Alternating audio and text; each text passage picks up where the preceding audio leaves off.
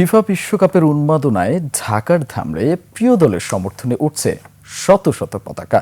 কোথাও দীর্ঘ ব্রাজিলের পতাকা, আবার কোথাও বিভিন্ন দলের পতাকায় সাজানো হয়েছে সেতু। সহকর্মী আরিফুল ইসলাম সাব্বিরের পাঠানো তথ্য ও ছবিতে বিস্তারিত জানাচ্ছেন মাহফুজ মুকুল।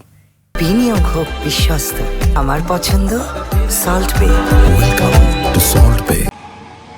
ফিফা বিশ্বকাপ উপলক্ষে ধামরাইয়ের রয়্যাল ইউনিয়নের ফরিঙ্গা গ্রামে গেলে চোখে পড়বে এক ব্যতিক্রমী দৃশ্য। ব্রাজিলের প্রতি ভালোবাসা থেকে স্থানীয় যুবক ও ফুটবল প্রেমীরা তৈরি করেছেন 560 ফুট দীর্ঘ এক বিশালাকার পতাকা। 560 ফিট একটি পতাকা উত্তোলন করি। আমার ব্রাজিল সমর্থকদের আশা আছে যে আমাদের 5টা বিশ্বকাপ থেকে 6টা বিশ্বকাপ হবে। আমার জানা মতে ধামরাই সবচেয়ে বড় ব্রাজিলের পতাকা দেখতে সাভার থেকে মানিকগঞ্জ, ধামরাই থেকে অনেক লোক ভিড় করে ব্রাজিল সমর্থক জনগোষ্ঠী। তবে উন্মাদনার গল্প শুধু ফরিঙ্গা গ্রামেই সীমাবদ্ধ নয়। ধামরাই পৌরসভা ও সদর ইউনিয়নের সংযোগস্থল শরীফবাগ স্টিল ব্রিজে গেলেই মিলবে অন্যরকম এক আবহ।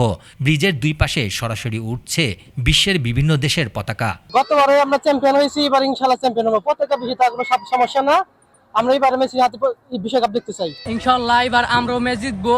এবার আর আর্জেন্টিনার এইবার হাত দিয়ে আর গোল দিতে দিব না। এই বছর আমরা চাই নেইমারের হাত ধরে হেক্সামেশন আমাদের সম্পূর্ণ শেষ হোক।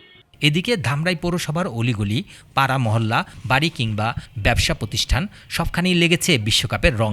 বহুতল ভবনের ছাদ থেকে শুরু করে টিনের চাল, দোকানের সামনে কিংবা শিশুদের হাতেও শোভা পাচ্ছে প্রিয় দলের পতাকা। আমার ফেভারিট প্লেয়ার ছিল নেইমার, তার খেলা দেখে আমি ব্রাজিল মূলত সাপোর্ট করি। এরপর থেকে ব্রাজিলের একটা ভক্ত হয়ে যায়। ফিফা র্যাঙ্কিং আমরা 1 নম্বরে আছি, আমরা 1 নম্বরে থেকেই বিশ্বকাপ নিয়ে যাব ইনশাআল্লাহ।